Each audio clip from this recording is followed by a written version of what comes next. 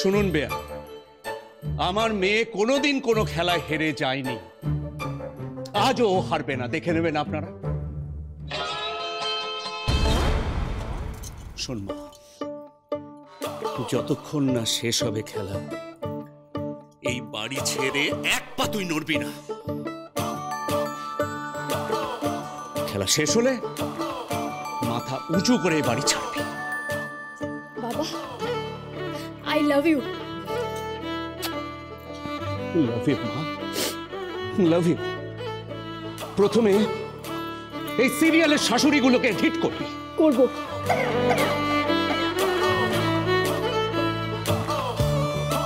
তারপর ভূতটাকে হিট করবি। করব। তারপর এই বাড়ি থেকে তুই নড়বি, এই বাড়ি ছাড়বি। কেমন? রোজ কত কি ঘটে যাহা তাহা, এমন কেন সত্যি হয় না আহা। শাশুড়ি ঢিট হবে। এটা এটা তুমি কি বলছো? কাল যে ওরা ধুলো পায়। নাও নাও ধুলো পায়, নাও দিরাগমন। আগে আমার মেয়ে এবারই কাজ শেষ করবে, তারপর দিরাগমনের অনুষ্ঠান হবে। চলো সবাই। আরে চলে যাবেন কি? খাবার তো রেডি, খেয়ে যাবেন না? আজ না, যেদিন আমার মেয়ে জিতবে সেদিন ওর জয়ের আনন্দে একেবারে কবজি ডুবিয়ে বাড়িতে বসে খেয়ে যাব। কথা না, শুনুন শুনুন, আপনারা বলুন খেয়ে দিয়ে যাবেন, আমার সবকিছু রেডি আছে। আচ্ছা, এসো গিরিজা, চলো সবাই।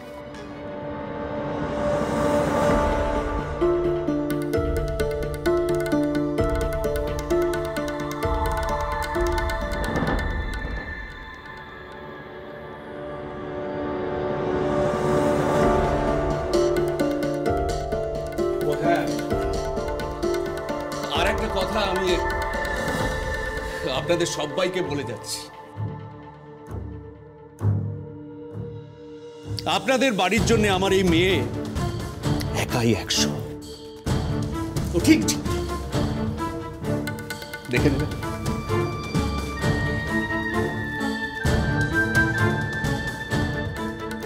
বাবা, তুমি আমাকে মিস করবে না বাবা? না না, একটুও না। কেন মিস করবো তোকে? আমি তুই চলে আসার পর থেকে তো আমি আনন্দে আছি, কেউ জ্বালাতন করছে না। হ্যাঁ, আমি ভালো আছি, আনন্দে আছি। এই তো আমার মাথার চুলগুলো সব বেঁচে গেছে, তো মাথার চুলগুলো সব ভালো আছি রে মা। আমি শোন মা, তোকে না এখান থেকে জিতে আসতে হবে। হ্যাঁ, লড়ে যাবি একদম। হ্যাঁ, লড়ে যাবি কিন্তু। হ্যাঁ, ওই যে কথায় আছে না, ইনকলাব জিন্দাবাদ, আমার মেয়ে জিন্দাবাদ, চুনি জিন্দাবাদ, আমার বাবা জিন্দাবাদ।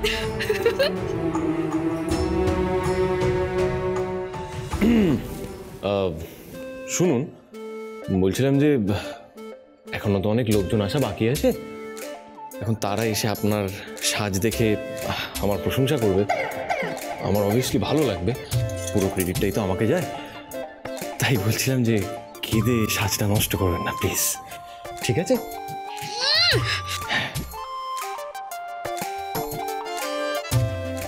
দিদি চলে যাচ্ছে তো, কিছু একটা করো। এই জয়ারাজি দাঁড়িয়ে আছিস কেন? যা দিদি, আটকাও। এই যে চলে যাচ্ছেন যে, এতক্ষণ তো অনেক লেকচার দিলেন, এবার সঙ্গে করে মেয়েকে নিয়ে যান। হ্যাঁ, আমরা কিন্তু রাস্তায় বের করে দেবো আপনাদের মেয়েকে। দেখছিস, দেখ কোনো হেলদোল নেই। হ্যাঁ দেখ ছোট, দেখ কিরকম মা বাবা, মেয়ে যে বিপদে পড়ে রয়েছে সেটা জেনেও কেমন চলে যাচ্ছে। চলে যাবে না কেন? নিজেদের গলার কাঁটা তো উপড়ে গেছে।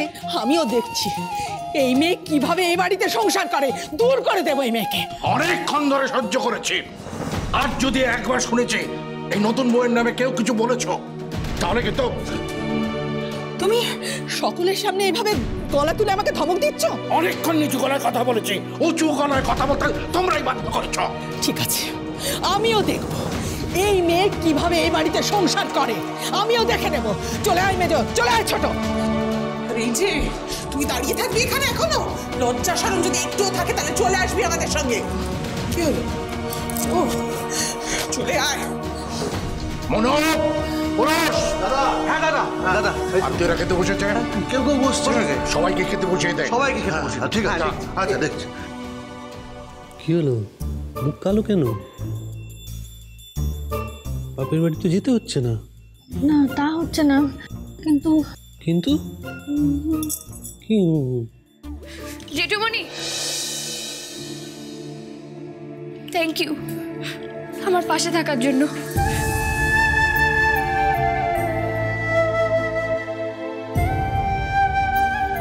বলছি সবই তো ঘেটে যাচ্ছে, চোখটা মুছে নি। ঘাটছে তো ঘাটছে, তাতে আপনার কি? বারে, আমি আপনাকে এত খেটে সাজালাম, আমার খাটনিতে আপনি জল ঢেলে দিচ্ছেন। এখন অনেক লোক আসা বাকি, আপনি নিন, মুছে নিন। কি হলো? আপনি এটাতে না বুঝেছেন। আমি না, দরকার। Thank you, thank you very much. না, আপনার কাছেই রাখুন, থাক। कुछ कुछ होता है।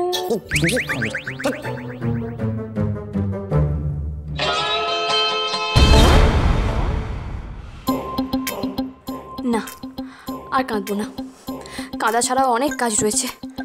তিনজনে মিলে আবার ভেতরে গেল, নির্ঘাত প্যাচ কষবে। না চুনি না, এদের প্যাচ কষতে দেওয়া আর যাবে না। তোর সামনে এখন অনেক বড় কাজ, বাবার নাকটা যে সোজা রাখতে হবে। চোখের জল মুছে ফেল চুনি, আর কাজে নাম। এ বাড়ি তার থাকবোই না। এই ছোট দে, শাড়িগুলো দে। ও বর্দি, এই নাও। হ্যাঁ, আমরা এবার দেখি কি ওই ভূতের দোষর মেয়ে কেমন রান্না বান্না করে খাওয়ায় সবাইকে। দাঁত থাকতে তার দাঁতের মর্যাদা বুঝবে না, এবার বুঝুক। দেখি এখানে কিসব হচ্ছে, বোঝ গাছ হচ্ছে কেন? বাড়ির বড়গিনি বাপের বাড়ি যাচ্ছে দাদা। এই বাড়িতে তো তার কথার কোনো দাম নেই। দামি কথা হলে নিশ্চয়ই দাম থাকতো। থাক মেজো, কথা বাড়ি আর লাভ নেই। যা নিজের ঘরে গিয়ে জিনিসপত্র গুছিয়ে নে। ছোট, তুইও যা। সে কি, গৌরীও চলে যাবে? গৌরী চলে গেলে আমি কি করব? আমার তো একা থাকতে হবে। ওরে বাবা। এই পুরুষ, দাদা বলেছে না যে বউরা সবাই বাপের বাড়ি চলে গেলে আমরা তিন ভাই এক ঘরে থাকবো। কাউকে এই বাড়ি ছেড়ে যেতে হবে না।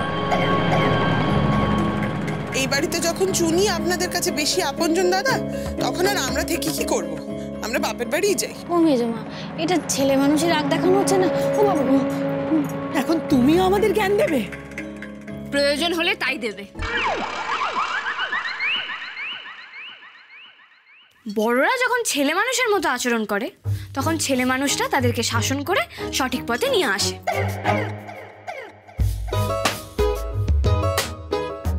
এত বড় সাহস তোমার? সত্যি কথা বলতে তো সাহস লাগেই বড় মা, আপনারাও একটু সাহস দেখান। আচ্ছা সত্যি করে বলুন তো, আমি কি এমন করেছি যার জন্য আপনারা সবাই মিলে আমাকে তাড়ানোর জন্য একেবারে উঠে পড়ে লেগেছেন? সেই কাল থেকে দেখছি আপনারা প্যাচ কষে চলেছেন। হ্যাঁ না, মানে আমার দোষটা কি? কি করেছি আমি? কি আবার জিজ্ঞেস করছো তুমি কি করেছো? লজ্জা করছে না তোমার? একটা জাল বিয়ে করেছো। জাল বিয়ে? কিসের জাল? কোথাকার জাল? উমা, জাল নয়। তোমাদের বাড়িতে যখন আমরা গিয়েছিলাম তখন তো ভারী লক্ষ্মীমন্ত হয়েছিলে। সে তো এখনো লক্ষ্মীমন্ত। লক্ষ্মীমন্ত? অমিজো শোন, ছোট শোন রে, ভূতের সঙ্গে ওঠেন বসেন, উনি আবার লক্ষ্মীমন্ত।